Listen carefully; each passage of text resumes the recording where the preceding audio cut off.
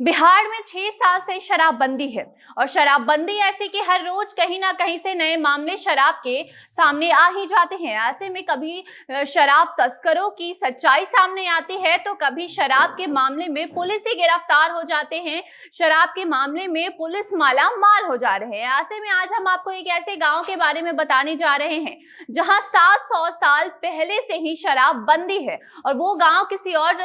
राज्य का नहीं बल्कि इसी बिहार राज्य का है जहां पे शराबबंदी को लागू कराने में बिहार के पूरे मंत्री अधिकारी सब लगे हुए हैं। हर रोज नए नए नियम आ रहे हैं, इसके बावजूद भी शराबबंदी लागू नहीं हो पा रहे हैं। कहने को 2016 से बिहार में शराबबंदी है, लेकिन आप देखें अगर मामले उठा के तो हर रोज शराब के नए नए मामले सामने आ ही जाते हैं। ऐसे में आज हम आपको बिहार के ही उस गांव के बारे में बताएंगे जहां 700 साल पहले से ही शराबबंदी है और वहां के लोग सिर्फ बिहार में ही नहीं बल्कि बिहार के बाहर जाकर भी शराब सेवन से दूर रहते हैं। हम आपको उस गांव के बारे में बताएं उसके पहले नमस्कार, आप देख रहे हैं जनता जंक्शन और मैं आपके साथ वंदना, कैमरा पर्सन ओम प्रकाश के साथ।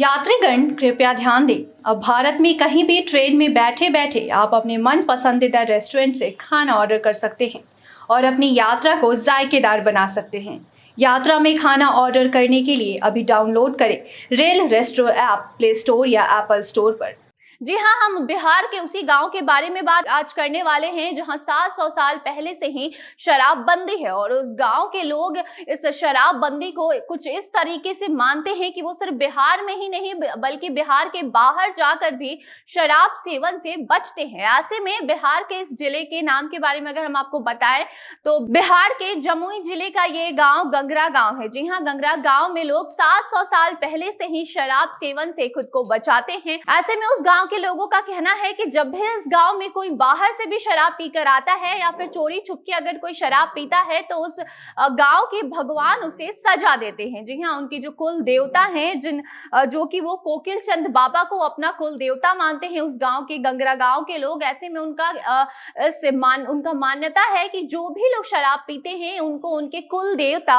सजा देते हैं। ऐसे में वो लोग जब गाँव के बाहर भी जाते हैं यानी कि शहर में या फिर किसी और देश भी चले जाते हैं उसके बावजूद भी वो वहां शराब सेवन से खुद को बचाते हैं और वो करते भी नहीं है। और उनका कहना है कि हम 700 सालों से उससे भी कई पहले से हम इस शराबबंदी को मान चुके हैं। ऐसे में जिस तरीके से बिहार में 2016 से शराबबंदी नीतीश कुमार ने लागू की है और उसके बाद हर रोज नए नए नियम आते हैं, इसके बावजूद भी हर रोज अगर आप देखें तो नए नए मामले भी सामने आते हैं जहां कभी शराब तस्करों का खुलासा होता है तो कभी शराब के माफियाओं के साथ ही पुलिस अधिकारी मिला होता है और वो लखपति बनता है। कुछ दिन पहले भी हमने आपको बताया था किस तरीके से शराब माफियाओं के साथ मिलकर बिहार के एक थानेदार लखपति बन चुके हैं और वो फ्लैट पे फ्लैट खरीद रहे थे। और जब इसकी जानकारी नीतीश कुमार को हुई तो उन्होंने ईओयू की टीम ने उनके घर छापा मारा और अब ये बड़ा खुलासा हुआ है। ऐसे में कोई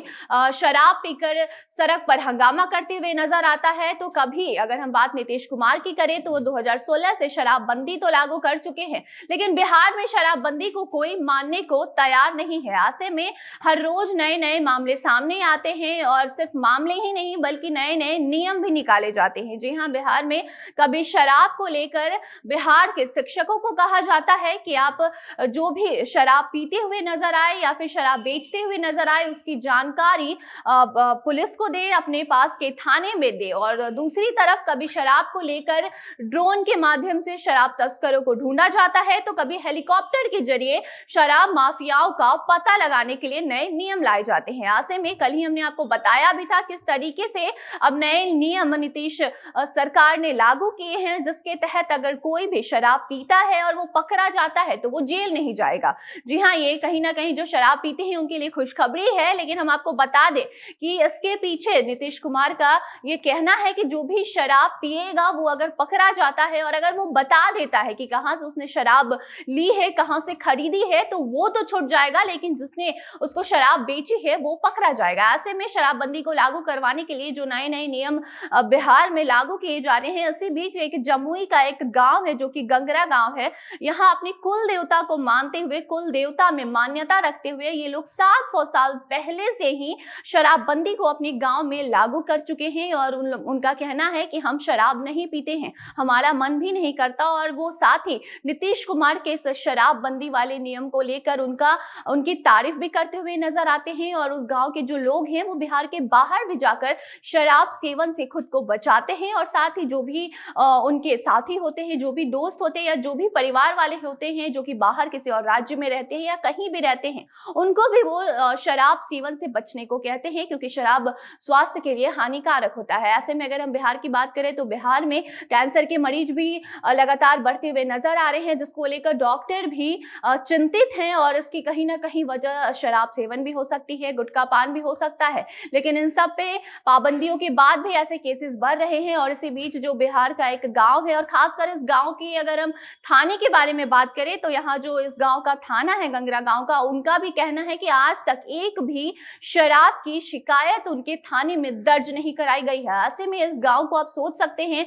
इस गांव के लोग कैसे शराब के बिना आखिर रहते हैं। जो भी लोग शराब पीते हैं उनसे हम एक ही सवाल करना चाहते हैं कि ये बिहार का ही गांव है, ये बिहार के ही लोग हैं, किस तरीके से ये शराब के बिना भी जिंदा हैं और खुलेआम घूम रहे हैं, अपना काम कर रहे हैं। ऐसे में अगर बिहार सरकार आपको शराब पीने से रोकती है तो इसमें हर्ज ही क्या है, आपको उनके नियम मानने में परेशानी ही क्या है, क्योंकि लोग वो भी जिंदा रहते हैं जो शराब नहीं पीते। और कहीं ना कहीं आपके लिए ही जो भी नियम बिहार सरकार लाती है वो आपके लिए ही लाई जाती है, लेकिन आप ही उसका धज्जियां उड़ाते हुए नजर आते हैं। ऐसे में जिस तरीके से हमने आपको अभी बताया इस गंगरा गांव की कहानी, किस तरीके से लोग 700 साल पहले से यहाँ पे शराब सेवन से खुद को बचाते हैं, ऐसे में हम आशा करते हैं कि जो भी लोग हमें देख रहे हैं वो इस गांव से प्रेरित होंगे और अभी भी जो भी नियम है उसको फॉलो करेंगे और शराब सेवन से खुद को बचाएंगे। ऐसे में इसी जानकारी के साथ हमें दीजिए इजाजत और देखते रहे जनता जंक्शन। धन्यवाद।